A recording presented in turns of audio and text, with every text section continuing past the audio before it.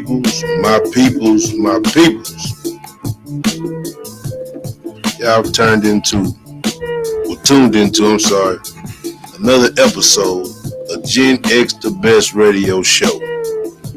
I'm your host, Dude, and to the left of me I have... It's your boy, Knock a Flock of Flame, a.k.a. the Liquor Man. What you got? The Wicks. My peoples, what's going on, man? How everybody doing this evening, man? I'm blessed, just kind of chilly out there today, man. Oh yeah, it's that hawk that flew in, man. It's kind of cold, man. It's supposed to warm up tomorrow. This weekend is going down. And then it's going to get cold again, man. Yeah, I already told them we ain't got to work Friday. I know it's going to be outside. Yeah, it's going to have to be if you ain't got to go to work, I hope you ain't got to go to school Friday. Boy, that'd be a blessing. Hey, man, they need to go to school here. We had to go to school in this shit here. Hey, man. We had to go to school in it. That's why these kids soft. When the last time when you was young missing a day when it was cold? Well, that's so different circumstances. Supposed to be ice. That's different circumstances. Hey, man. If it's for me to be off, they can have it. I was wondering why you was like, I hope they don't go to school. I'm tripping. Man, I'm telling you, man. The boy said, nah, they don't need to go. See, like I say, Gen X. Shit, rain, sleet, or snow. We was at that damn school. That boy said, rain, sleet, or snow, we must go. I'm trying to tell you. Damn. We went. Well, man, we went. School was so fun in high school, man. I hate to miss a day. When I was sick, my mom had to make me stay at home. Hey, man. I thought you were going to miss something. I thought I was going. It was so fun, man. And to me, that was from elementary all the way up. Yeah. You know, high school was out the chain. High school, hell, middle school was out the chain. You know, we could go off campus, go to the other high school, drive across town. Yeah. Shit, hell, middle school was off the chain. I mean, all the way up, man. It was fun, but that high school, it just had more freedom, we could leave off campus. I don't know if y'all could leave off campus. Nah, they changed that, man. But we still had freedom.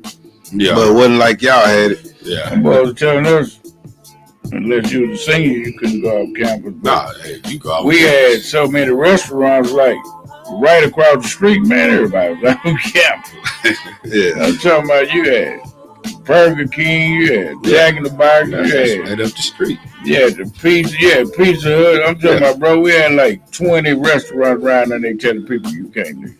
Yeah. You ain't allowed to be out the campus, okay? Yeah. You better be out there. Man, I remember, like I say, right when I hit elementary, they had just changed it up from playing football in elementary to Pop One from the 6th. So we did. We had our little old, what they call our little field day and our little spring shit that we did, man. Where we competed against the other schools, what I mean, shit like that. Right. Like I say, it was always fun. They always had something to do. Some had us going. You know what I mean? So tell me this, dude. Like they took the football out of elementary, which you played in 6th grade. We used to play 5th and 6th grade. See, but when they switched it over, they didn't have a 6th grade. They switched all that elementary and 6th grade. That all went to Pop One or youth sports. That's crazy. Mm-hmm. So that you think they did it to make money, or what you think, man? I don't know. They were just the funding. The school didn't want funding. I think the funding had ran. The funding. They quit funding them. School. Yeah. Because we all, like I say, it was basically Pop Warner was 12 and under. You know what I mean? Then you went to you went to Pee Wee, junior midgets, then midgets. You know, some of them schools didn't have 9th grade football. You know, because they do it now. You know, my partner, he coached a 14U team. Right. You know, all the way down to, I think, 7, 8U. You know what I mean? Yeah. And I think in Virginia, you didn't even have to have a coaching degree to coach high school, man. A degree, you know. Think how many jokers we. Yeah. That's crazy though. Yeah, man. But hell, they probably been some better coaches than what they got coaching them. Yeah, no doubt. And that's probably where the beef came from. Yeah. You know what I mean? I didn't did all this shit to get my way through coaching. You let this cow off the street, coach. But some of them jokes ain't what. Right. It's understood on my end. I understand what you're saying. You know what I mean? But that's where some of them were holding the water and stuff on the sideline and then Going down, hey, boy, hey, that's real talk. There's the water boy. Huh? That's where the beef went. Yeah. That's where the beef went, man. Yeah, that was the water boy. Mm-hmm. Now he the coach. Yeah, he tried to coach you something. He never did get off the sideline. Now since you took his position, you don't let your boy play. Yeah, exactly. He got by. Yeah, shit, man, fellas, let's get on into it, man. This is Gen X movie flick watches, man. This is gonna be volume 4. You know what I mean? And I dug up a little something, a little funny movie, man. We're gonna talk a little bit about that. I'ma Get You Sucker. Now, I know y'all remember that one, man. That's a good one. Yeah. You had all the stars in there too, man. Yeah, you had a lot of stars in there. Had a good cast in there, man. Yeah, you had a lot of them in there. So you got to see the funny side of these actors. Yep, a lot of them. You know, usually they play in serious movies, and then you got to see the fun side of them. Yeah. Which, you know, it's always a fun side to almost everything. Yeah, man. But we'll dig off into it a little bit, man. The say "I'ma Get You Sucker" is a 1988 American blaxploitation parody film written, directed, and starring Keenen Ivory Wayans in his directorial debut. So this is his first movie, huh? Yeah, 1988. Yeah. Mm-hmm. This first movie. So that's just coming out. Yeah. Yes. It says featured in the film are several noteworthy African American actors who were part of a genre of black exploitation. You had Jim Brown, Bernie Casey, Antonio Fargas, and Isaac Hayes.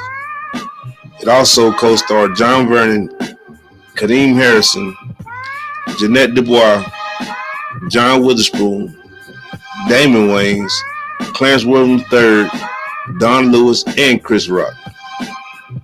It said, and acts as a film debut was comedian Robin Harris and his brothers Sean and Marlon Wayans. So this had a lot of them, man. Oh man, yeah. Well, you know that. Jim Brown. It's crazy how many people that wanted to act for him that didn't make his cut. You know, Martin Lawrence, all of them, they tried to be on the show, and he didn't. He said he wasn't. He told Martin he was a star, but he wasn't ready for his kind of company. Oh, okay. You know, he told him, you know what I'm saying, you're a star, but you're not ready. And then Martin said he was mad at first, but then he realized what he was doing. Yeah. He had certain, you know what I'm saying, he had certain things that he had going on that, right. But I didn't know that many stars that had tried to make the cut for him that didn't make it. Right. Yeah, that's crazy, man. That is crazy. It says the film entered a limited theatrical release on December 14, 1988, before expanding to a wide release on January 11, 1989. It was commercially successful, grossing $13 million and receiving mixed reviews from critics. Which, you know, that's anything. Well, some people gonna like it, some people not gonna like it. A bunch of mixed reviews, like I told you. Yeah, a lot of stars that want to be on there. Didn't make his cut. Because you got Robin Harris, and then you got David Allen Greer. You know that joker funny. Mm-hmm. Yeah. Yeah, let me see. Get to the cast of it. Yeah, beast on them. The cast, man, those are I named the first few, you know. We had I think his system played in it, Kim Waynes, she was in there. Nadia Waynes, of course where I said Chris Rock, Anna Marie Johnson, Eve Plum, Tony Cox, Hawthorne James, Clarence William III, David Allen Greer, like you said earlier, Robin Harris, his brothers Marlon and Sean, Gary Owens, Ariana Richards, Lawrence Parker, Derek Jones, Robert Townsend, Peggy Lipton. I wonder which Gary Owens you talking about. See, that's what I was wondering too. Cause you know Gary Owens is the white boy. Yeah. But that wasn't the one, cause he wasn't the one that announced. You remember they had the Pimp of the Year. He was the Pimp of the Year announcer. Yeah. Mm-hmm. But no, that was the Pimp of the Year. But he was the announcer. He was the announcer, Gary Owens. Yeah, he was the announcer. Yeah, that's when old boy got out. Boy had them fishing shoes. Boy. Yeah, that's the nigga playing Huckleberry. Yeah, he came out of jail. He said everything's still gonna be the same. When he come walking down the stairs and then man, he roasting that fool, start chucking rocks at him. Man, I just like how he put that movie. I was young when it came out. I was about 10. Well, I thought that was the funniest thing boy since I've been out of high school 1 year and they did. Mm-hmm. Shit, man. I remember like it was yesterday, man. Me and my little cousin P, boy, we cracked up and rolled through the whole goddamn movie. Boy, they was tripping bad. They was. Well, so let me get one real. Hey, man. Wig, you want to start with that plot, man, and dig up in there a little bit? Yeah, we can go with that.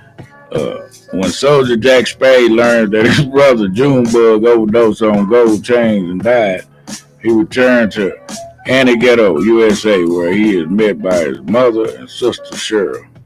As he surveys the old neighborhood, Jack knows the impact the gold chains had on his neighborhood and feels that not only should his brother's death be made right, but the entire neighborhood as well. He vows to destroy Mr. Big, the neighborhood chain lord responsible for the epidemic that claimed Junebug's life. Jack asked for the aid of his childhood idol and local hero John Slade in planning the demise of Mr. Big's empire. Together they form a team including Kung Fu Joe, Boy, Black Guy Slammer, and Hammer. Mr. Big sets out to cut down the team in retaliation, which results in a variety of calamities befalling the group. Kung Fu Joe is shot over and over again by police officers while he accidentally shoots himself repeatedly, boy. Yeah. Surely, boy, they shot Kung Fu Joe. Dang, man. Surely kidnapped by the criminals. While John is blown up while slowly approaching the window in the raid. Slammer is shot in the foot that seems to lead only Jack to take on the game. When approached by his mother with a shotgun, he elects to lock her in the closet. Eventually, Jack meets Mr. Big, who is shot by a still smoldering John that leads to the end of the gold trade in the streets while both Cheryl and Jack and John and Bella embrace each other. Man, Boy, that boy got shot by the time. He had y'all set up, man. Remember Kung Fu J say Master Karate, Kung Fu, Jitsu GC. He said some shit you ain't never heard of. Man, they shot Kung Fu Joe about 9,000 times. He went down there. Say, Kung Fu Joe called him a payphone, boy. He pranked him, boy. You reached the voicemail, boy. Kung Fu Joe's toe up. Yeah, man. You know, boy. Who was that? That was funny back then. That was Isaac Hayes. Yeah, got shot in the toe, boy. Now I'm talking about Isaac Hayes when he had all them damn guns. Boy, slipped on that bullet, old Hammer. Say, man. That boy got shot in the toe, boy. That fool's toe about that big. That's what they talking about on that hill because he couldn't go. Remember, he was supposed to go with him. Yeah, but I'm talking about the ones he slipped on that bullet and all them guns went off in the field. That's what killed it. Yeah. Yeah. You remember how long Jim Brown's gun was? Yeah. Then the other cat, the one, he remember he pulled that grenade, boy, put it in his mouth, boy, was jumping on the side of that building. That boy blew up, man. Hey, man, two things, man. You think that gold chain shit was like a metaphor? No, for drugs? No, you got to think about it. In '88, what LL, Run DMC, I remember that. Yeah. All black people had them big old chains. I remember that. So he said over gold, which you know what I'm saying? They remember that. But then the metaphor that was that they was killing a lot of people over there. Man, say. You know, because they was out of control, but he was like over gold, boy. Yeah. You remember that dude died on there, had all them gold chains. Yeah, dude, but that's one who, what I'm saying though, you think he used that for like a metaphor to talk about the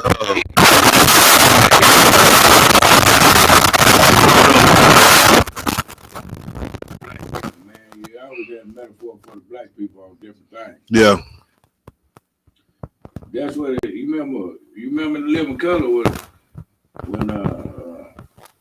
when David used to come over there, when he was the postman, I always used to say, message. Yeah. Yeah. Because they had a bunch of metaphors. I know it. Yeah.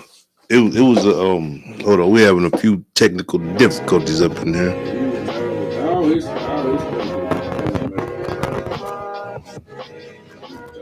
ready to refresh your space for Yeah. us? But he was trying to educate. He was doing it funny, but he was basically trying to like educate different people. I mean, you know what I'm saying, educate his thing. Yeah. Yeah, man. Arrive without the wait. Your next piece is waiting. Yeah, small technical difficulties, man. But like I said, because he could have easily, like I said, I always wanted. I knew the overgo. I remember they was talking about how everybody wearing too much gold and all that. But I always felt like that was like kind of like a metaphor for instance, crack. Saying it without saying it, because he always, you know what I mean. He found out his brother overdosed. You know, just replaced some drugs for the instead of the gold. Same shit. You know what I mean? I've always wondered that. Yeah. That was the time they came out with Reagan came out with I'm crackhead doing that old dirty stuff. Mm-hmm. And they just say no. When it was that white. Them crackheads coming up. Yeah. That's why David Bell tore him up on that one. Yeah, he did. Yeah, he did. That was funny though, boy. That's the way they was crackhead dude giving $50,000 talk to the kids, boy. Right. So you can just look at him and be like, come on, bro, this dude. Yeah, man. Man. You want me to read that, get that background? Yeah. Okay, the film was directed first by Kenyon Winans. The inspiration behind the film came from Winans, who is a fan of black exploitation films, and in his childhood spent growing up watching these films as they made up the majority of black films and made during the 1970s. Sitting with friends and making fun of the genius struck the idea from the film and Laney's before making Shuffle and Eddie Murphy's Raw. Eddie Murphy suggested the concept of a black exploitation prodigy and its title. Once Wayne earned enough credibility to have his film picked up by a studio with a budget of $3 million, Wayne filmed the debut feature film in 32 days. It grossed a total of $3 million in the box office in the first month of the film release. So he didn't do bad, did he? No, he didn't do bad at all. That is money, but Yeah. Oh, he made more than that. That was just the first month. That was just the first month. Yeah, no, I'm just saying the budget. You know, that's Yeah, what he they made really his go budget off money of. back in the first month. That's why they always talk about the first weekend. Yeah. Yeah. Well, you know, most of 9 times out of 10, all the people already paid off anyway. Right. So it's just whoever put it together. That's what they gonna be making. Yeah, man. But I know they made a funny motherfucker, and then from there he just skyrocketed, man. You know, Well, he was cold, man. I wonder if that was Chris Rock's debut as well. I mean, I know he had done a little stand up and shit, but I wonder if that was like his first breakout film. He was Chris Rock was amazing. Chris Rock was almost like what's that ridiculous dude? No, I couldn't stand him, man. So he made all that money. The comedian dude. He had a show. He had a I sitcom. don't know what you talking about, Window. He had a sitcom. White dude. He was, to me, he was trash. They just loved him. Which one was that? It was him. Well, he had some. The other dudes on there was funny. Had like the tall white dude used to act ridiculous. Then had the kind of short, kind of fat white dude that wore glasses. Had a chick on there. He was amazing. He was an amazing comedian. It wasn't the Jack Benny, wasn't it? He was amazing. He was an amazing comedian. He was making a killing, bro. He was getting paid like so many millions an episode that. And he wasn't even I funny. say his name, to me, he's not funny. Yeah. Right. But the people, his cast was funny. He had Right. the dude, the water glass. Okay, you know that show that they had that they making people laugh and they be on the stage. It's a comedy thing. It'd be like 3 or 4 of them on the stage and they do different little things. You gotta try to figure out what they saying. Right. But they had the tall white dude used to be on there. The dude with the Man, glasses. I know you talk about, but I can't think of the comedian you're talking about, I can't think of the dude's name. It's a white dude. He well known, man. What era? I mean, what year was it they playing it? You don't know? like I don't know if he's in the end of the 80s and 90s. Yeah. Well, shit, we're gonna have to dig that up, man, because I don't know who the hell you talking about. Man, I thought I knew, but I didn't know who the hell you talking about, exactly man. what I'm talking about. If I see his name, but he had a cast. The people on his cast was funny to me. He had the tall white dude. They used to be tripping. Had the kind of short, fat white dude that wore the glasses. He funny them up. Yeah. And he had the chick on there. Yeah, ain't no telling, man. Well, shit, man. We're gonna get into a little bit of music, man. Y'all tuned in to Gen X, the best radio show, only on 796 The Culture.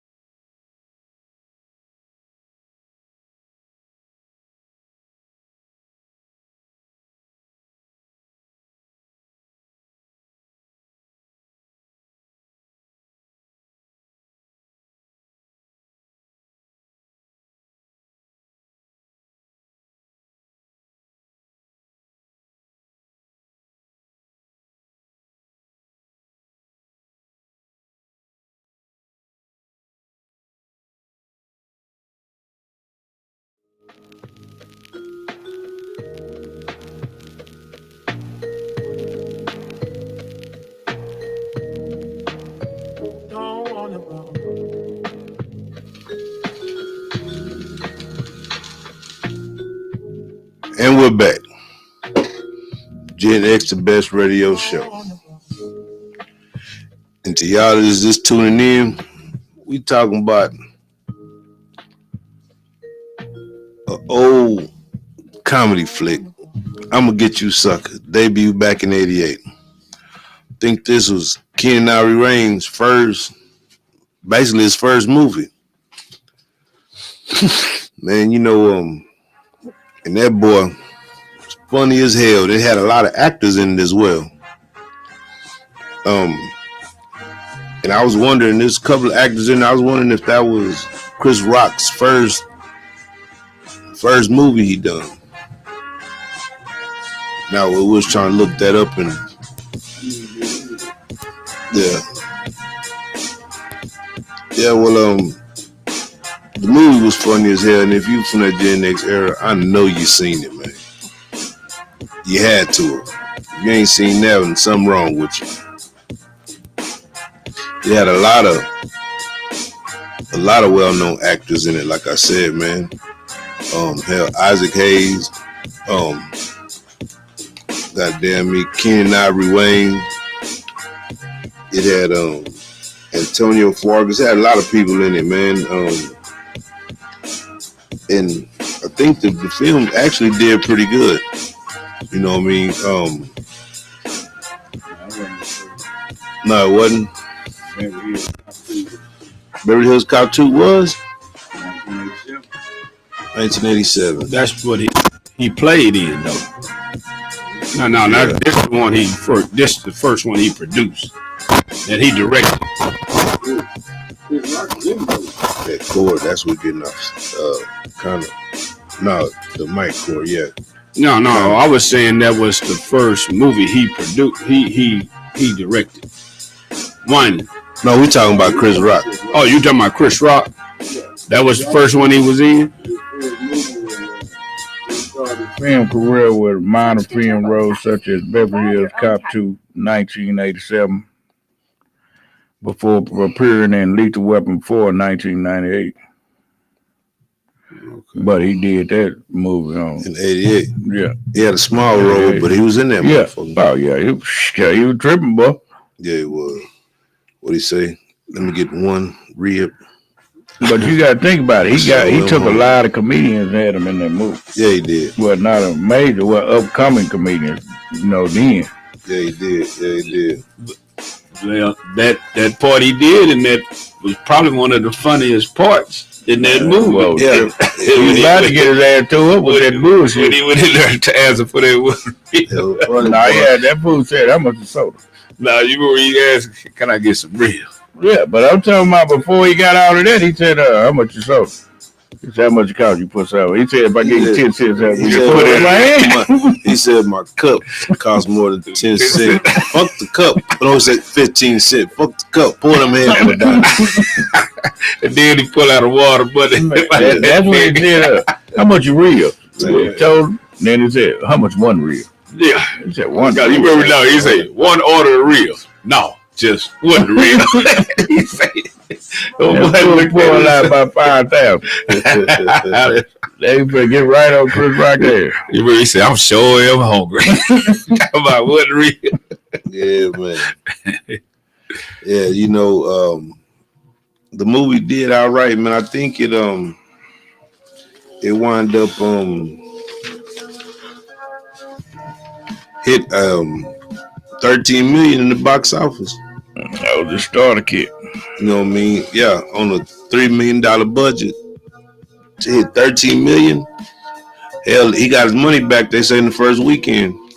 No, yeah, he made $3 million in the box office. Yeah, he got his money back in that first weekend, but it made 13 in the box office. Yeah, so he made his 3 black plus 10. Yeah, he made $3 million in the first month. Yeah, so I mean, just for your first Just goddamn putting something film, together, yeah, you know just what I'm throwing saying? something together. Yeah, Oh, man, it took them proud. like 32 days to do the movie. Yeah. See, that's crazy. Boy, you seen that movie, boy. That- They shot that boy. Man, they was on that that triple, movie boy. crazy, man. We'll go to critical response. It said, I'm Gonna Get You Sucker has an approval rating of 62% on Rotten Tomatoes from 29 reviews.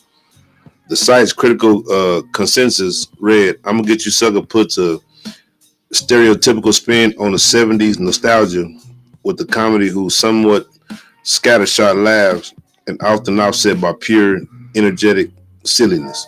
Which, that's what the Wayans were. The Wayans, that's what they were. Yeah. You know what I mean? They were funny. They were a lot silly funny too. You know what I mean? They was stupid, but Yeah, stupid funny. And it kind of, because they did whatever. and it kind of makes sense how they were so close with Jim Carrey when going on down with the Living Colors and all that shit. Yeah, it was the same type of stuff. Jamie Foxx, all of them. It says, I'm Gonna Get You Sucker received critical receptions that were wide-ranging and numerous in viewpoints. It said the film opened up to rave responses from black community who felt the film captured the era of blaxploitation films from the 70s. Black audience members were thrilled to attend the screening of the movie filled with the black actors about a black film genre. It said critics also noticed the Wayans' abilities to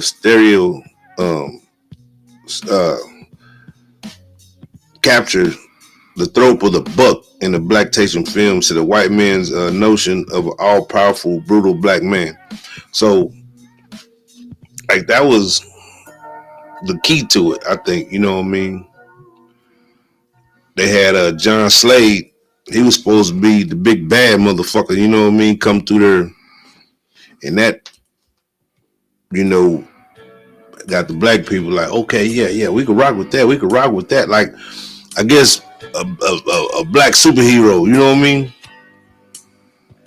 It's saying in her analysis of the film, Harriet Margolis wrote that this was not because Jack consequently chooses to reject his mother's values as that he wants to establish his own base in macho heroic values he learned during the heyday of blaxploitation films. So I guess can't make everybody happy, you know what I mean? She say, yeah, but he bucking his mama through the whole motherfucking film. You know, somebody always got something to say about something. You know. Yeah. You always gonna have critics on them films like that, though, man. Not knowing it's just a comedy, man. It's to make people laugh, you know. Right. But so where you at, right, dude? Where you on the pilot, you know, television pilot. Yeah. So, yeah, I thought it was funny, the motherfucker. Oh man, it was excellent to me. Yeah. But like you say, some do, some don't, some will, some won't. So everybody ain't gonna like it. A lot of people ain't gonna understand it. Like by any means, they not gonna understand it. You know, and I also dug up a little controversy with the movie. You know, it say it didn't face major public outcries or bans. It say, but it did generate controversy regarding its approach to comedy, particularly from the critics who felt it relied too heavily on the same negative stereotypes it was attempting to parody. So, yeah, I could see that, man. You know, and you see, and that's why I think he didn't go with the drug situation. He went with gold chains, right? But then it was still stereotypic because they say all black folks like comedy. You know what I mean? Right, gold chains, but it's comedy. Yeah. You know what I mean? They still put a message out through the comedy.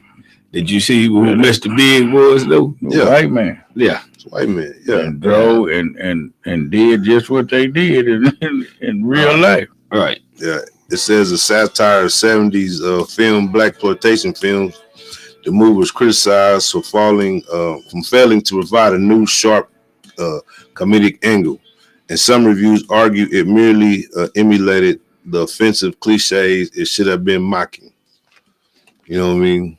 Mm-hmm. That's what they say. Yeah, that's what they say. I mean, it's kind of like you go to a comedy show. You got to be somewhat halfway or a little bit goofy to go to a comedy show because you go there to laugh. You don't look for the whole film. Well, if you like you say, if you ain't come to laugh, go find you another movie to look at. You know, right. See, now I say the same thing. If you look at that movie and try to find something serious in that motherfucking movie, like something wrong with you. Exactly. It's a comedy. I mean, goddamn, you gotta remember when that lady went there, took a wig out, took her eyebrows out, took her leg out, popped her booty out, popped her titty out. Shit, let's get real. You know what I'm saying? I mean, if you let's be ourselves. But then somebody could take that and spin that out. Said, I can get comfortable. Yeah, right. Yeah. She said, since we getting comfortable. See, I'm surprised. Out. He wasn't tripping on that, boy. She popped the leg out, boy. That fool trying to get up out of there. See, I'm surprised he didn't get no backlash behind that through like some type of femininity, some kind of shit. Well, he did. He said, well, let's get real. Yeah. She got real with him. Took a wig out. He wasn't tripping. Like I said, it's comedy, man. But you think about it now. Everything she took out was a BBL now. Right. You know what I mean? Yeah. Just back then, it was unheard of. She took, remember, her booty was fake. The titties was fake. Everything on her. Even my leg, bro. She took the leg out. That boy had to go. Yeah, she was bald headed, took the eyelashes off. Right. She was super bald headed. She ain't have enough hair to make an eyelash, boy.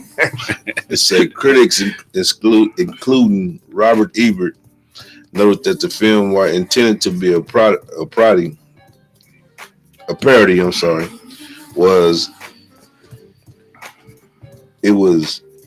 incomparably more offensive. You see what I mean? In its use of stereotypes than some of the original material. So the film was accused of featuring scenes that felt less like satire and more like an embrace of the very cliche it sought to lampoon. So I don't know, man. They hadn't seen nothing really like that. He showed that. Mm-hmm. And it wasn't white comedy. So instead of trying to change the narrative, we're making fun of it. So instead of them looking at they making fun of this shit, they take it as they embracing it. Man, that's that come from struggle. How you make it real in this comedy? Man, that right. But see that a lot of that I feel like come from struggle. Yeah, that's what they said. They had a big family, that's all they did. Yeah, I mean, but hear me out though, Wig. What they say, when life throw you lemons, what you do? Make lemonade. That's basically what he did. Yeah, man. And that's what we've always done. You know what I mean? So they say he used to always do like different shows, talent shows, and all of those different kind of stuff. And he finally got his debut, put his film out there, so that's automatic they're gonna be hating. Yep. But that's all he needed, that one hit, one kicker. Right. Just to get somebody to like it. Well, if enough people liked it, well, you got to make more movies. Yeah. See, that's what I'm saying. And even one say targeting the black stereotypes, the film's use of exaggerated characters, like the fly guy pimp character, left some viewers questioning if the comedy was actually effective or simply reinforcing harmful imagery, even if made by a black creator. That shit crazy, man. That shit crazy as hell, man. Yeah. What do you mean? Y'all seen them characters. How can y'all get in y'all's head? It ain't what they want to see, man. But know they're gonna try to downgrade that type of movie, man. Mm-hmm. But I say, like you say, they can say what they want to say. The money talks. Yeah, exactly. Because they say, no matter what they said, it's still remembered as a cult classic. You know what I mean? Them folks is crazy as hell, man. Like they say, you can't please everybody. It's always gonna be somebody somewhere. Man, did you you need to read that soundtrack off they had on there. Yeah. That was a nice soundtrack they had. Yeah, it was. It had some people on there, man. Yeah, I ain't no more noises in that movie. Shit, me neither. Yeah. Let's see. Say Kadeem in the film was played by then unknown Martin Lawrence. See? Willie played by Kadeem Hardison in the film was played by then unknown Martin Lawrence. Damn. Yeah, I don't know. I got to go back and look at it. I guess Kadeem was on the first. Yeah, Kadeem was on the second part. I mean, when they showed him again, I think it was Martin. Martin played. He had a little bit of clipping in there. Because I damn sure don't remember. Man, you had the Gap Band, the Four Tops featuring Aretha Franklin. It's on the soundtrack. Jermaine Jackson, Jennifer Holliday, Curtis Mayfield, featuring Fishbone. Yeah. Posse. Yep. Boogie Down Productions. Yeah, man, they had a hell of a Too Nice, Jack of Spades. Yeah, Gap Band. Yep. Friends of Distinction. They did the damn thing. They had some heavy hitters on that, man. Yeah, no doubt. So, man, man, them Wayans, man, Hollywood Shuffle. But when it comes to that comedy, boy, you can't miss them boys. Nah. You remember that Black Dynamite on boy? Yeah. Mm-hmm. Yeah. That's one of Jug's favorite goddamn motherfucking people. That Black Dynamite. Black Dynamite, boy, ridiculous. Yeah, man. Yeah, that soundtrack was top, man. I like that. Mm-hmm. Yeah, even from the the beginning of the movie, all them folks talking about. They go to the funeral and they say, "Who funeral is this?" Well, they talking and they say, "Y'all remember Junebug Spade?" They say, "Junebug Spade? I thought this was Les Humphrey funeral." But everybody walked out that motherfucker, man. Yeah, that was a trip, man. Yeah, man. But man, and them damn Wayans, man, they keep going, they keep rocking, man. I mean. Shit, what'd you say, Wig? He did over 30-something films? Yeah. King. Yeah. Did he? Mm-hmm. Yeah, like 30-something. That. And majority of them. Some of that stuff that I told you earlier, they said it out for now. Mm-hmm. Like I didn't know he had something to do with Eddie Murphy's Raw. Yeah. Yeah. I didn't know that at all. I didn't either. Yeah, he had a whole bunch of things, man. Even with the Glimmer Man, I didn't know he had nothing to do with that neither. Yeah. Mm-hmm. And I think he was in Glimmer Man too. Yeah. Yeah, that's crazy, man. That's crazy. But shoot, man, big shouts out to Keenan, man. That boy there. That boy, that was an animal and still is, man. Still is. What's the movie he made? He was in there with Will Smith, White with Jada Pinkett. God damn. You talking about when that gay dude was in that boy. Yeah, and he slept. Nigga said waving. This was in his man. That was his man. You want some milk in your cream. What was that movie called, man? Low Down Dirty Shame. Low Down, was that it? Yeah, Low Down Dirty Shame. That Low Down Dirty Shame, man. That fool said, I slept in his bed last night. Fool slapped there. But no! Boy, it's just funny, the motherfucker, man. So why you do that? Remember his boyfriend was white. Man. Remember he's like say, if you want some milk in your cream. You remember who that gay dude was, don't you? Mm-hmm. What do you know what he played in? What he played? Nerd, boo. Yeah. That's him. what chucked that spirit, boy. Yeah. Man, I don't think it was anything that anyone that wasn't funny, man. Even on they serious films, man, they find somewhere to slip some humor in there, man. Oh yeah, he always played up. Always. You know, them fools was. He movies with the killing in there. They knew what they was doing when they brought old Weatherspoon in there with him. Well, you know, John Keenan always had like talent shows and different, you know what I'm saying? They said he always had, you know what I'm saying, a nick for producing. You know what I'm saying? He used to, because a lot of stuff he didn't play in, he just knew the people. I told you that you ought to see all the people that he turned down for his living color. Right. There's a lot of superstars that never made the cut. I told you Martin Lawrence didn't make the cut. Right. Because he told me that wasn't his type of comedy. Right. Yeah, that shit's crazy, man. How you gonna mix up Martin? No, because he told Martin he was funny, but for what he wrote, that wasn't his cup of tea. Right. He needed people like Jim Carrey and them and Tommy Davis and them and all them boy. Yeah. Because boy, Homer don't play that boy and Fire Marshal Bill and them. Tommy Davis was a fool. Oh, Tommy Davis was hilarious. Man. Yeah. Then your boy Alan Greer, boy. Yeah, Alan Greer is another fool. Yeah. Boy, that boy was boy when he was the campus monster, boy. We wasn't playing no games, boy. Mr. McAfee.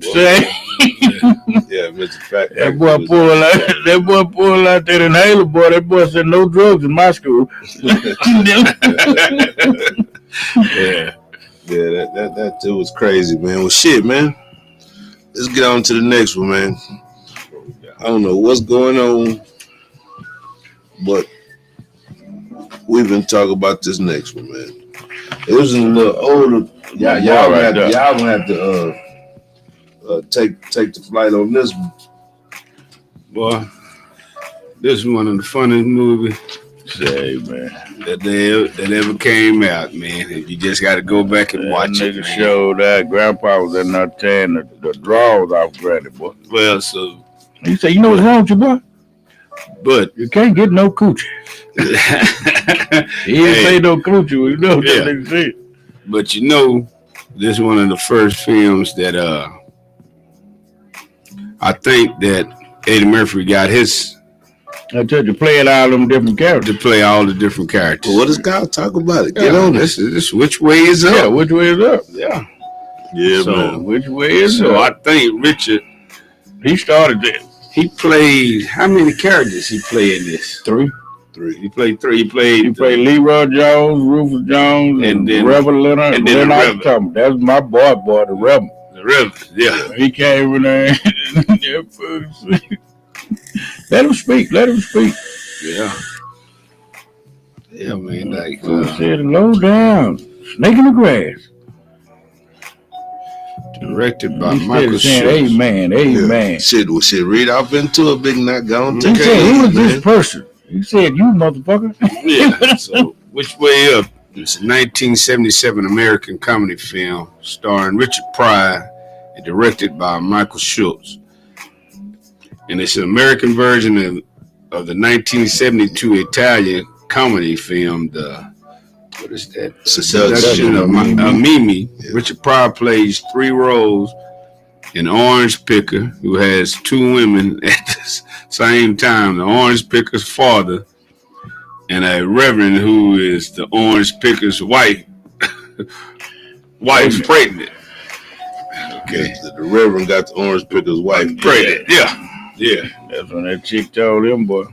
So he gave her a baby. He gave my husband gave your wife a baby. You gonna give me a baby? That boy tried to leave, boy. She whooped shit out. Okay. The plot say when he falls into a union action by mistake, Leroy Jones is forced out of town. The only option given to Leroy was one-way bus ticket to Los Angeles, where more jobs are available. While he is away, Leroy becomes smitten with Vanetta, a beautiful labor activist. When he returns home, he has a what is that? A juggle? The jugger's wife. Juggle, his wife. His new romance with Vanetta and his new he had the Joker, his wife, and his new romance with Vanetta and his new job. Meanwhile, the Reverend Lennox Thomas takes advantage of Leroy's absence to convert with Annie Mae, leaving Leroy to take advantage with the Reverend's wife. Boy, Man, so like you say, he was one of the first ones, if not the first ones, yeah, he's the first to play multiple characters in a movie. Yeah, three different people. but he got the ideal from playing multiple characters like that in a film from Flip Wilson. Yeah, But Flip Wilson was doing it on a comedy show. right. Yeah. But he took it to the movies. Mm-hmm. So I don't know who else you think did one before then that played multiple I don't know characters. nobody that played multiple characters except who you just said. Yeah. Well, But you got to think about it. Ain't no telling though. I don't know who Richard Pryor got it out for. I think with Flip Wilson. Yeah, I mean, I don't know who Flip Wilson got it out for. Yeah. But It was Flip Wilson, and then shit. it was one more cat that was playing different characters like that. But Flip Wilson was the one on his show. Yeah. He was going and Yeah. he would play a woman. He played different characters on his show. So next thing you know, here come Richard Pryor playing 3 characters in one. Everybody like, damn. Flip them did a lot of radio though. Yeah, he making all the money, you know. Yeah. Then here come next day, Eddie Murphy. Eddie Murphy. Came out with the clumps, boy. Yeah. Showed out with that Yeah, too. he did too. He did too.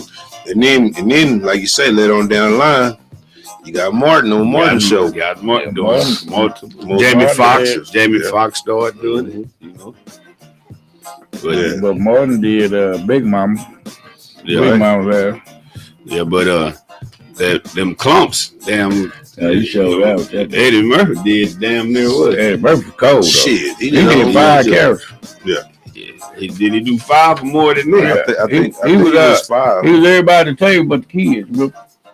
So he he was did the grandmama, the mama, the daddy, the uncle, Yeah. and he was Eddie Murphy. And then he was, remember, I mean, he was the clump. but then you remember he was the other one. think he You did remember six, when he With lost the turkey weight? too, Yeah, yeah. Buddy Love. So. He was Buddy Love. Buddy Love, yeah. Buddy Love. And he was the old boy, the clump. Yeah. And then he The was daddy, the mama, the daddy, the grandmama, the brother, the uncle. the brother. Yeah. Yeah, he was like 5 or 6 people. Yeah. He was all of them except for the kids. That's up. Since little kid. Nah, he wasn't the Wait a minute. Yeah, He was everybody at that table except the kids. And what's that old man's Because you name? remember it was Because he was Wait a the minute, grandpa. wait a minute. The grandpa. granddaddy, the one whooped that Oh, the fool. boy that got his teeth out. No, yeah, what's the old man? He talking about his grandmother's You told the one husband. whooped that fool. No. When the grandmother brought her man. Stedman. No, Not Stedman. He was like, That's the old man whooped that fool. no, not that one. It was No. another old one. The old one that was sitting at the table. Oh, That was okay, a different old man she was I with. can't think his name. Yeah. She said, what you call it? It's a lie. What's his name? Oh, I can't think his name. You remember they was in there having sex? Yeah. He banging up against the- He told that's the only man I ever met that made me Mars. Yeah. Tell me Nah. that dude, that white She dude that talking played about- on that show. I can't think of What was that? about. What was that host name? He told me. Yeah, man. Isaac. His name was Isaac. They say, Isaac is a lie. Yeah, Isaac is alive, man. But yeah, man, but Richard Pryor did it all, man. Yeah. Wasn't nothing he He was couldn't do. cold, Man. He was bad, boy. Yeah, man, that was That was like a in hell of every a- movie he played in, he was cold, boy. Yeah. Especially boy when he was in the tar, boy. When he was He said, "Don't go in there. There's piranhas in there." He kept, Yeah, that little man. boy kept lying to him. He said, "Ain't no piranhas in there. I'm gonna show you." Man, to y'all just listening that ain't caught up on this Richard Pryor, man, y'all need to go back and dig some of his stuff up, man. Richard Pryor That man was something. He else, had bro. that heat, boy. Yeah. Yeah, straight fire, man. Everything. You gonna laugh and it's crazy because even though all that shit is old, that shit funny to motherfucker, and it's still funny. And it's still funny. You gonna have to go back and watch that about 9 times to get everything, cause you gonna miss something. It's gonna have you laughing in there. Off the muscle, man. Everything he played in gonna have you rolling, boy. Hey, shout out a couple of people tuning in, man. My boy Tito. What's up, Rob, man? He was even funny, boy. Hey, Chuck. What's up with your cousin? Remember he played that with We Goldie, appreciate y'all tuning in. In the what? When you played with Goldie, boy. He was the Mac. Trip, boy. When he was in the Mac. He was in the Mac. Well, you know, he's a jack of all trades. He did it all. Oh yeah, he was a beast. You couldn't miss Richard Pryor. And what I liked, he was always him. If you look at all them interviews and all he ever played, he didn't. And every last movie he was doing some hitting in that book. Mm-hmm.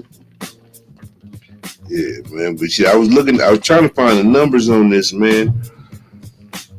But all it say is he had like it's hard to find a lot of stuff on him because they got it sold up where you really can't get to it. A $3 million budget on this movie. I couldn't find out what it made or what the gross was, but I know he had a $3 million budget. And man, for you to be back in '77 and you come up with a $3 million budget, they had to been cold. Yeah, he had to been cold. And then it was a trip is he had his own movie production company thing. That's how he made all that money. Right. Because he did all that stuff himself. Right.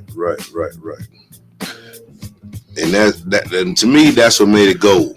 Yeah, oh yeah. You know what I mean? That's what made it gold. He made that money and bought his own stuff. That made him untouchable. Yeah, well, you know them white folks loved him. He was in there cooking the skin out for them, boy. They loved him to death, boy. They lined up to see old Richard. So basically, really, in the stand-up, what really did it for him? The stand-up was the shit. Yeah. So they loved him. Yeah, man.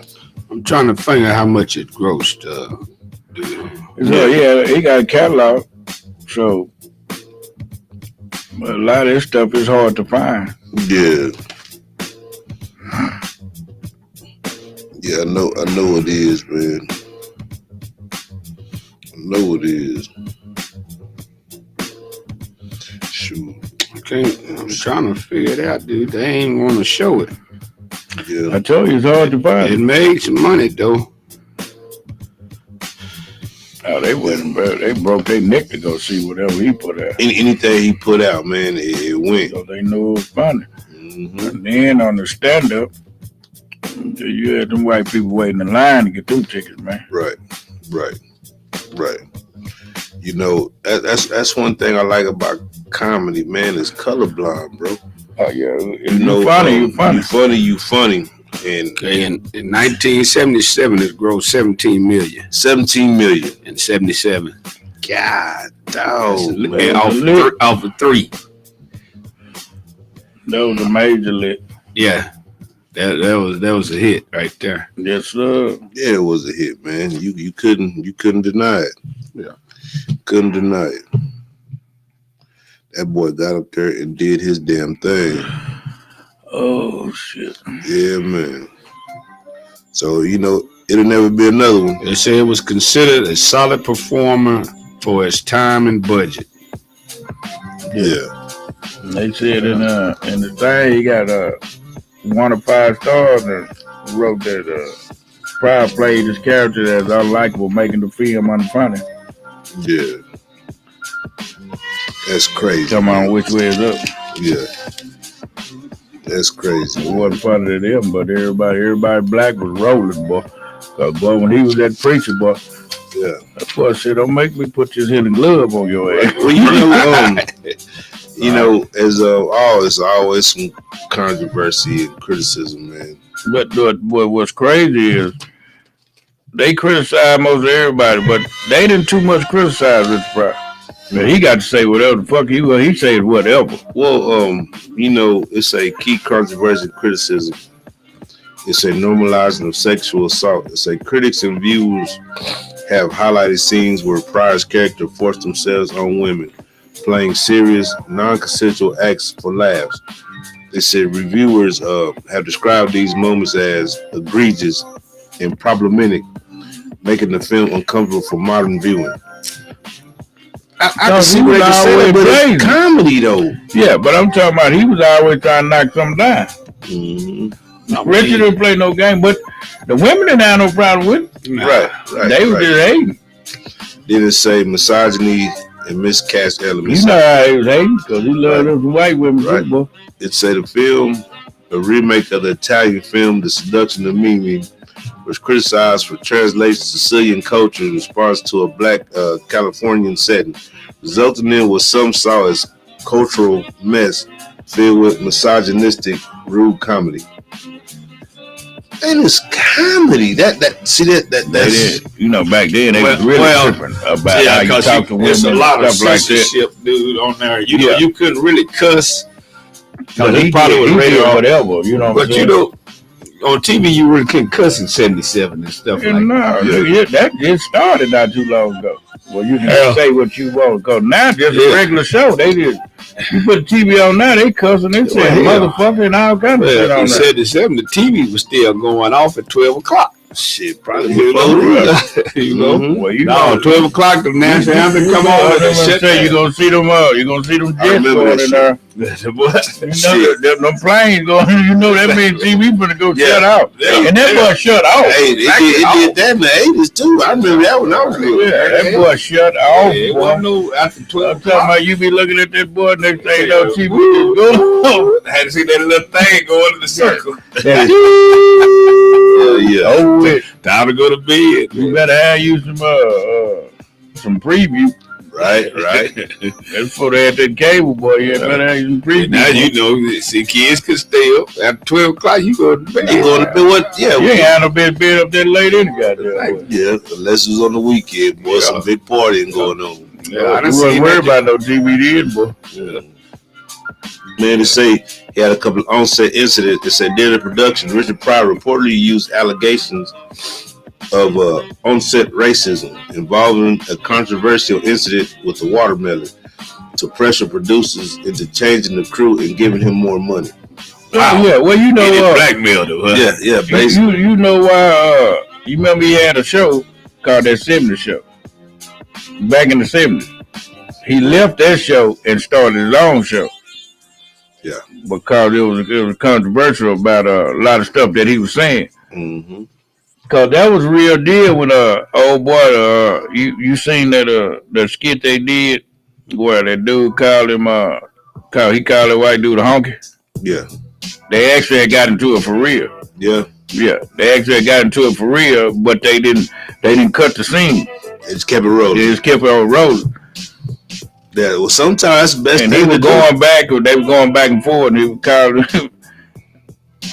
because it's real. They asked him why. He said because me and Richard was friends, and he didn't know Richard had got upset at him. Right. That's why Richard. See, that wasn't off in the script. Right. Richard started roasting the skin.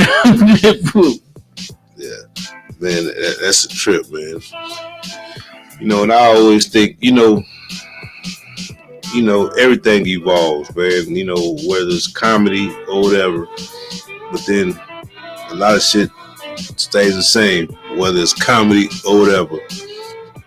You know, I think you can take those comics like Richard Pryor and, of course, you know, the Eddie Murphys and the old comics from back then and put them on the stage today, and they'll still turn the house out, man.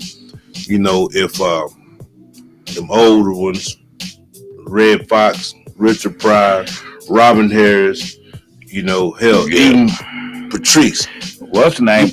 You put them on right now. A lot of ways for still rock the show. He paid a big hole for him, man. Yeah. Hell, Richard Pryor did too. He just messed up a lot of his money. Yeah. You know, Richard Pryor. Richard Pryor opened doors, but you remember Red Fox was older than Richard. Yeah, no doubt. So Red Fox brought in old Esther. Esther was bad back in the day too, boy. man. And like I You say, know, they want to cut Esther, but Red first told me, you cut her, I'm gone too. Yeah, you know, but like I say, I think that you can go back and watch all Which Surprise old film, Which Way Is Up, Bustin' Loose, Stir Crazy, See No Evil, Hear No Evil. You still gonna crack up and laugh like a motherfucker. You know what I mean? That tripping, boy. Especially when they put him and Gene Wilder in there with Grossberger, boy. You see, he knew how to cross over. They thought that's how he crossed over. They thought that Gene, man. Gene Wilder, that was boy, man. That's how he crossed over to get to the other audience to see him. But then once he did that with Gene Wilder, he blew up even more. Right. You know. Right. But the white folks love Richard, man. They love him to get right on their ass because that's just what he did. But he the whole show was about them, boy. He knew how to get to him, though. Right. He knew how to cross over. He knew how to cross over. And you know, Gene Wilder was real funny too, boy. Shit, man. Goddamn, man, I ain't got your introduction, man. But goddamn, Liquor Man, I know you got something for us today, man. I just got a back up, man. We just gonna redo. So, where my cups at, man? Hey, wait a minute. Hey, big ones, little ones, bro. No, we got to get the little ones, man. We don't want nothing big. Yeah, I don't want nothing big. Shit. I ain't trying to drink too much. You got just the right amount of cups, boy. That boy pulled out of love. 3. That's all we need, too, boy. Hey, well, man, usually, I'm on my engineer here, man. I'm the backup engineer, and as y'all can see, I ain't worth a damn. But I'm trying to make it happen. We got his introduction and everything, man. The Liquor Man is one of Knocker's Flock of Flames alter ego. It's one of many. You know what I mean? We don't want to bring no drinks no more since them Eagles got their ass tore up. Ow, man. Look at what the color of this bottle is. Green. Let me check you out. Knock it down. Let me check you out. So people can say I'm put on the camera, man. There we go. Tell them to try that out. To my people that still on keeping up with me. Can't go wrong with that, man. He said that's some Eagles brew. That's the Eagles brew. this was the Liquor Man brought for us today, man. He said the Eagles was what is it? It's blue cherry bay. What is it? Key lime. He said they took a shot at it. They took a shot at it. They won. Yeah. They need to hire me on the staff. No, they don't. Them niggas be wide open, boy. They ain't gonna make it half time. They be like, where your players at, man? They out there laying out there. Either they'll fire him or they'll whoop his ass. Cause boy, believe me, Coach Knock ain't playing no games with him. Coach Knock gonna be calling them all kind of sorry motherfuckers. Yeah, they gonna say you ain't even got no rights to fire nobody. He was like, I done fired 4 niggas already. They like, nigga, you ain't got no power to fire nobody. Well, I already fired him. Hey, they I done clean lock out there. Go to the tunnel. More shout out. What's up, my baby B? I see you on there, man. Jude. Yeah, we got the lights on, bro. We have some technical difficulties, man. My engineer ain't worth a damn. I see Chris on there. What's up, Miss Chris? We doing the damn thing. We thugging it out. We trying to make it do what it do. God damn it. There's one thing we gonna do. Make it do what it do. We got the Liquor Man pulling up over there. Hey, man.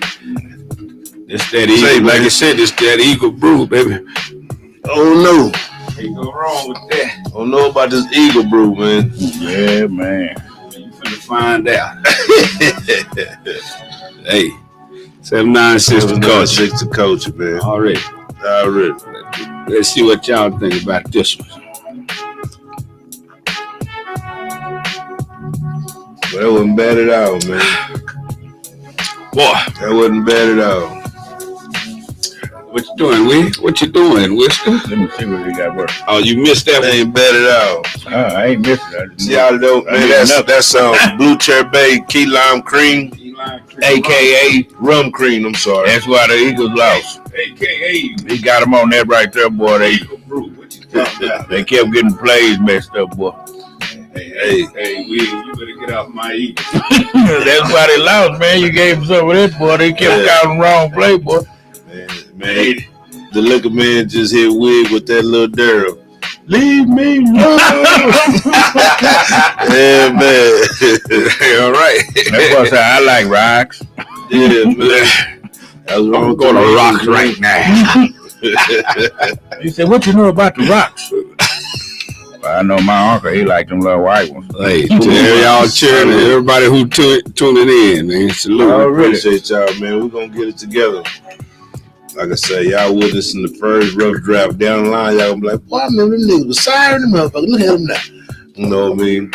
That's all right though. We gonna remember who was here with us. Yeah, we appreciate y'all tuning in, man. Sir. What's up, sis? What's up, B? Hey, Who else got tuned in here, dude? man, we got Jugger Hayes on there, man. What's up, Jugger? Yeah, Old Rilo Jenkins. That's what you call it, as soon as he walked through the door, boy, he gonna meet a fist with a horseshoe in it, boy. Hey, boy. Beat the hell out of old fist, man. You know me and that goddamn Jug, I'm sorry. Hey, you got your cousin on here. Hey, what's up, Miss Chuck? I seen her. I shot it out Chuck, earlier. what's going on? Yeah, I shot it out earlier, man. Yeah, shoot, man. We just trying to do this damn thing. We gonna be all right though. What's up on that game last night? What y'all think, man? What y'all think about that game, man? Hey, I knew we was gonna win. you know, But that was, you know who I think hurt them, man? What hurt them a lot, Miami, having that safety out that first half. Well, that hurt a lot of Man, people. the story was set. You got a kid from Miami, grew up in Miami, stayed right down the street from the school.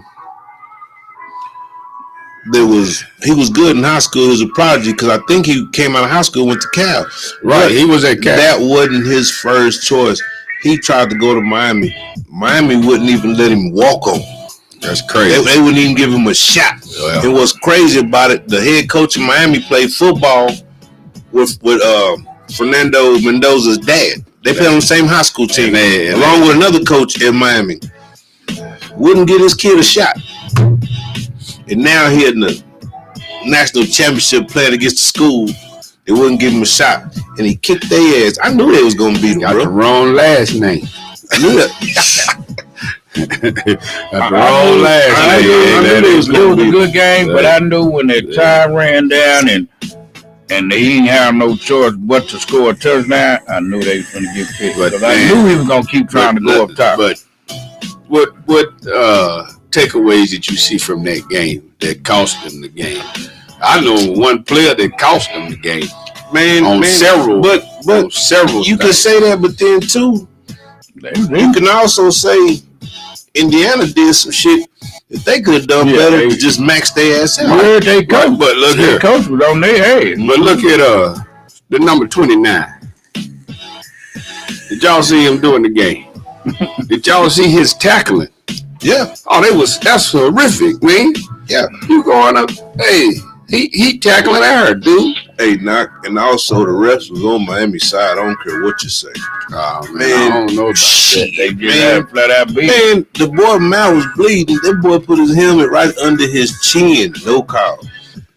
Caught the cat on the sideline. Hit him out. No call. They should have called him, but no call. Man, the receivers, hell of a hold. the receivers was getting up, shoulder pass, sticking all out there. Out their jersey. Knocker. And they was letting them play. The commentator was saying, "Did you see that hole?" Yeah, man. no. Yeah, well, Them fools tackling, boy. Then too, Miami missed that field goal too. Well, it was bad play calling too. Man, look at the running back was running the shit out the ball, and then you come back in the second series and throw 3 straight passes, 3 and out. Hey. Shit, let him run it. Hey, look at Indiana. Yeah, 4th and 5. yeah, twice. 3rd and 5. Can't get out the field. Run. Hey, Come on, man. The player of the game, dude, was that back shoulder catch. That's a hell of a catch. Yeah. That saves that game. That saves him. Yeah. Because man, that was a hell of a throw. That was a hell of a catch, though. I will say this, and I feel this with all my heart. If Miami played their best game and Indiana played their best game, Indiana still win. Now, Now, dude, then I the only reason I didn't like that game because that safety didn't get to start off because that's a hidden joker too. He is. And he's been penalized twice. I don't take nothing from Miami. Yeah, but I think that Indiana was a better team. I think so too. You look at them boys they were sound 16-0. They were sound. Yeah, they were sound. You know what their record was 3 years ago? That's crazy. It was like 3-9. Bro. Yeah, that's crazy. They were sound on both sides of the ball. Yeah, I mean they been like that. But I ain't been seeing long time everybody seen it wasn't no weak link. But that weak link showed me number 29 was weaker than because that joker one time. I like how the hell is he on the field? But look, not Indiana got some bad running backs too, boy. Yeah, oh yeah, and big old boys running that ball. And I mean, I don't know what it was because Miami had the bigger line. Offensive line. Way bigger. Offensive line. But them little jokers there, them jokers was tough, man. I was at home sitting with baby and I said, look at this. It had a picture. It had Miami's biggest lineman next to Indiana's biggest D tackle. Miami's lineman was 6'8", 6'9", 343. Yeah, and then they had another one, 6'6". And the biggest D tackle for Indiana was, I think they said 6'3", 6'4", 6'3". Yeah. But like 305, 315 or something like that. They towered over them, man. Yeah. But them boys was they was acting a fool on that defensive line. It ain't the size of the dog, it's the size of the fight. And then another thing, why did they keep taking 99 out for Miami? That joker was killing, man. But they was taking him out for a reason. I'm tired, boss. They was taking him out for a reason. They should have left him in on pass rush. But if he didn't have no gas, but hell, he was catching running back in the backfield. Boy. He didn't have no gas. You got to think about it. All the time he didn't have no gas when he was running out the Mendoza on that sideline. He had to come out then. They was taking him out for a reason. They wasn't just snatching him out. It was a reason. It was tapping that helmet. Yeah, you know what I mean. But hell, I'm just glad it was a good game. It was, yeah. And we can relate that back to Gen X2. Back then, it was always some good games back then. Oh, man. You know, we're going to dig off to, like, we got a lot of shit to talk about, especially sports. We try to mix it up. We need to bring that up. Talking about, we need to bring 85 Bears. When the U was tough. Yeah. But when the University of Miami was doing that thing. That was had you warned them on them, boy. When they played Notre Dame, the Thugs versus the Saints. 80s, yeah. But then remember the 85 Bears, all that. We got shit to talk about, you know. You got all that coming your way. We go back then. That Gen X, you had them boys like running light and all them. Oh yeah, man. You remember he cut his finger. They just said they cut it off. Yeah, in the middle of a game. Yeah. Back out there and play. Yeah, you know that? Yeah, they just cut it off. It broke his finger so tough. He's like, man, just might as well. When they wrapped it up and went back out there, I wouldn't have went back, man. I got to go to the crib, bro. Man, they had some soldiers there, boy. You get clubbed upside the head. They done took all that out of football. Yeah, it was sticking, boy. Oh yeah, I'm talking quarterback get towed up. Yeah, but that was part of the game, though. Hey, hold on! Shout out to my big bro Fatty. Hey, man, what's up, Fatty Mac? We not hostile on the Hurricanes, you know. We come for it all, you know. But Indiana just had a better team, bro. But hey, the Canes was tough. They tough, you know what I mean? Oh yeah, they much respect to him. Hey, Fatty, but I don't think that 29 man. He should have been on the field, man. Look out, like bro. That, hey, shout out to the Abilene Hurricanes. I know you out there causing havoc. I know them boys, man. And I'm waiting on that phone call, man, so we can set something up. And hell, when you gonna come up here? I need you to do a show with me, bro. You know what I mean? You know you're always welcome, man. But hey, I'm just glad it was a good game. It kept you going, like you didn't even want to go to the restroom, but you know what the hell was happening. They kept it close. They kept it close. You know, they deserve to be there. You know, they did what they had to do. Man, the only thing I think, even though Indiana was a good coach, I think I think they got out coached too, man. That's what I think. Hey, but hear me out though. That play calling wasn't too hot. I don't think. But hear me out though. Look out, Fatty. Let's say they would have let Mendoza walk on. They'd have kicked the shot at everybody. I think Mendoza was the better quarterback. He showed it tonight. He showed it. He showed it last night. I think that if they should let him go. You know, karma always finds some weird way to come back and bite you in your ass. It always do. You know what I mean? You put Mendoza over there, hey, you know. But hey, it is what it is. Like they say, what Marshawn Lynch say, hey, you get your chance next year. You know what I mean? Yeah, man.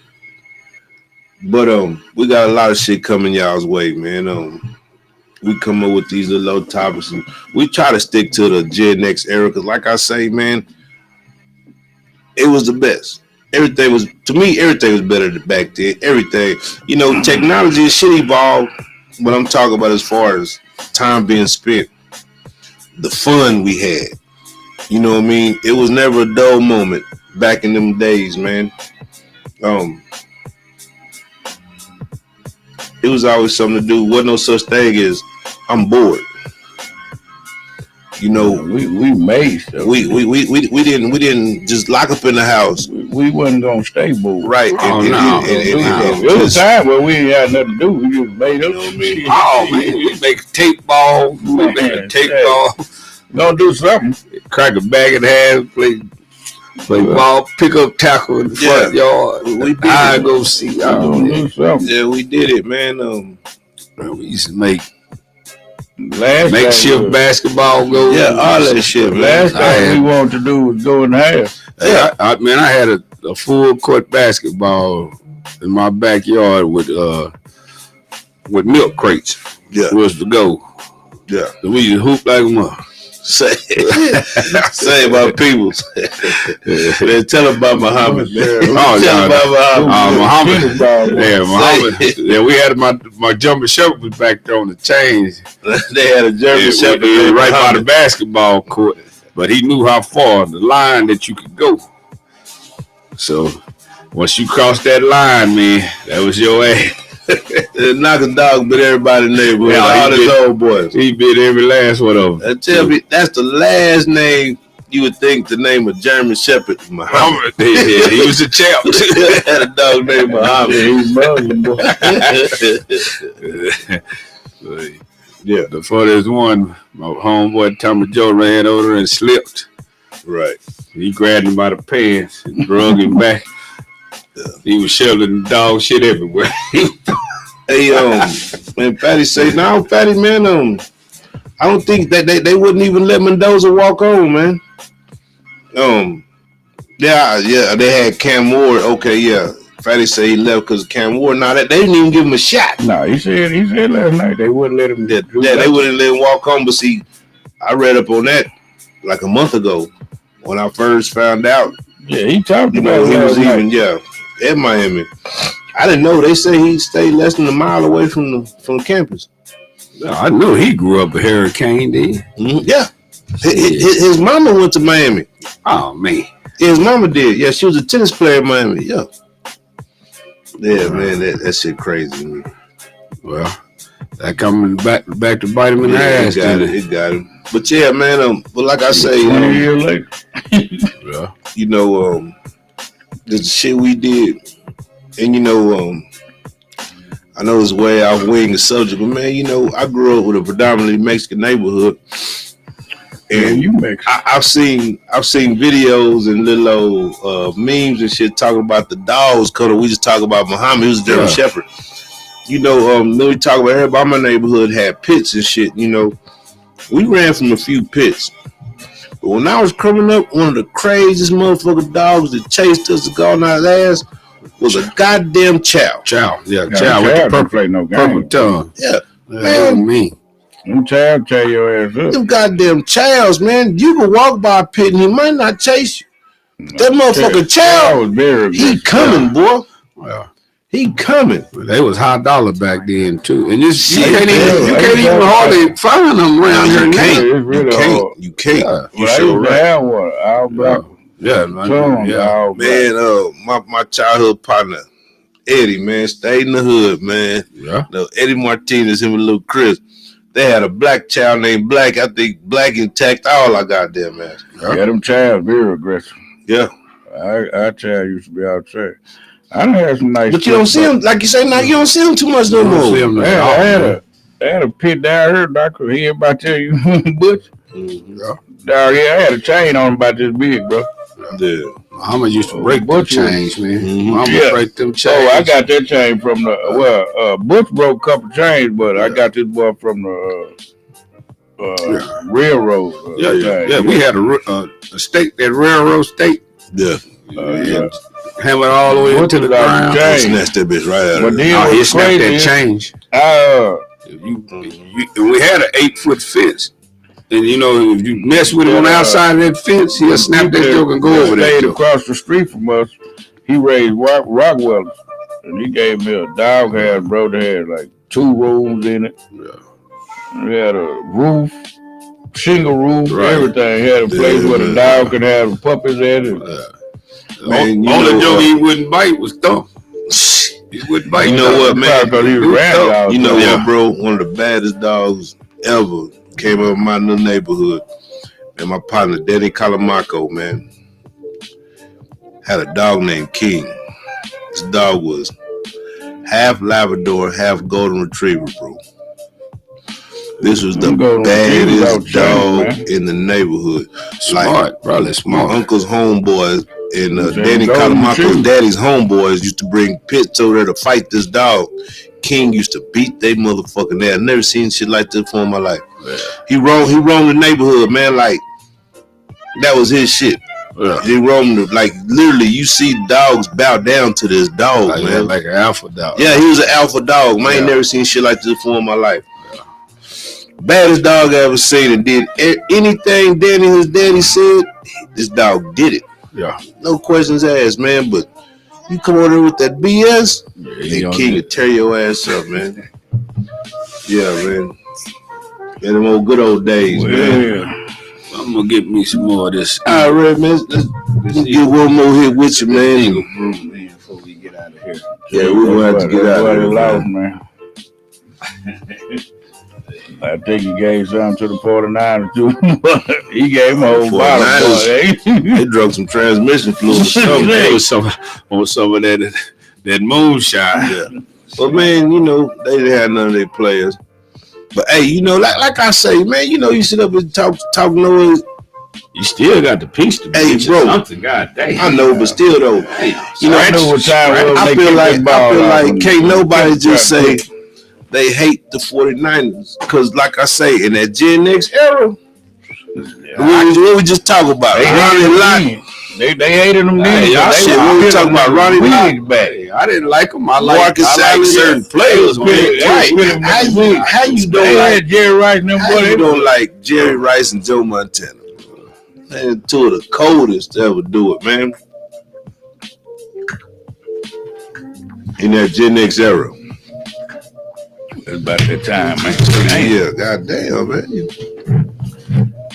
Hey, man. Tearing up shit, man. Yeah, he acting like the Eagle. Hey, man. Stay off the Eagles, man. Locker room. Yeah, man. We'll All be right. back next year, baby. Yeah, Don't worry about it. Well, man, this Chicken coop. Whatever y'all want to put us in. they gonna have If the Super Bowl in the chicken coop, that's what we gonna be Yeah, at, that's where y'all going to. That's what they we need to give them That's all where we gonna them be at. 1973 kicker helmets. Oh, we got Boy. some championship then. Not the patty boy. Nah, they want that one Yeah, bar across the one chin, bar, boy. boy. I know what you're talking about. Y'all don't want to win. I got something for y'all. No, he put that patty ball on, boy. Sent him straight up the middle, boy. Man, well, this concludes our episode of Gen X the Best Radio Show, man. Already. Hey, I appreciate y'all tuning in, man. We working on it. We still in the rough drafts. We're going to get better and better as time go by. Y'all stick with us. Tune in, man, every Tuesday night from 8 to 10. We also have a call-in line, man. Y'all give us a shout, man. 325-349-6342. That's 325-349-6342. Man, anytime y'all want to chime in and call and tell us a comment on anything we talking about, man, y'all give us a call. We'll answer y'all gonna be on air. You know, and like I say, in the future, we're gonna only be streaming on the 796 The Culture website or Facebook page. You know, tune in, check us out, man. And there's something going on all week long.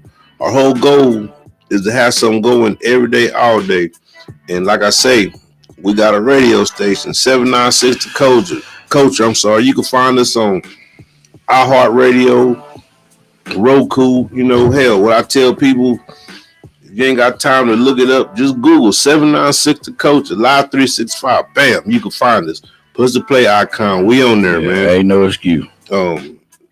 That's internet radio. We on there.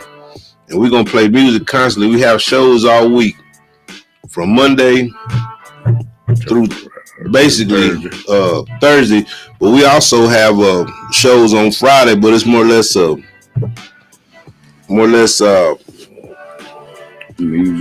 music mix with the DJ Skid. He get out, man, on them weekends. So y'all tune in, y'all check us out, man. We're gonna give you something to look at, something to laugh at, most definitely. But Monday through Thursday, well, Friday, 8 to 10, we're gonna have something going on. Saturday to Sunday, we got something going on from 8 to 10, and then again from 10 to 12. You know, Black Moses on from 10 to 12 on Sunday, playing all your old slow jams, old, new, and in between. Y'all give us a shout. Check us out, man. Yeah, we're going to give you something to listen to, man. Anybody else got anything, knock it down? All right, man. Just appreciate everybody tuning in. Everybody be safe. Yeah, man. And get back with us next week, man. Hit us up on our call line at 325-349-6342. Yes. Man, y'all call in. Fatty, call in next week, man. Let us hear you. Not let us hear you. Yeah, man. Shit, man. We do this all week, man. Yeah, y'all be safe this weekend, man. The weather's supposed to be bad now. Yeah, man. Y'all go on and winterize everything while you can. Don't let it sneak up on you. Already. Until next time, much love, peace, and respect, my people. Already. Yeah. Keep it to the sky. Real talk.